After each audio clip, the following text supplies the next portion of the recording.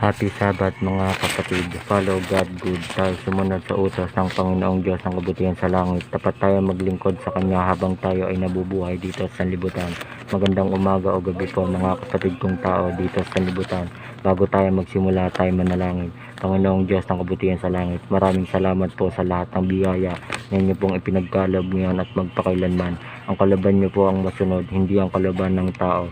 Buksan ang puso at isipan habang kami ay naririto sa sanlibutan. Papuri at pasasalamat at pagsunod namin sa iyo lamang, Panginoong Diyos ng kabutihan sa langit. Ilayo kami sa masama at tukso.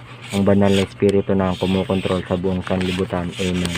Atin pong basahin at tunawain ang banal na kasulatan, ang Biblia at ang banal na Quran. God bless good to all human follow. Quran, Surah, Araf, Bible, Genesis 7. Tapat tayong maglingkod sa Panginoong Diyos ng kabutihan sa langit habang tayo narito sa sanlibutan.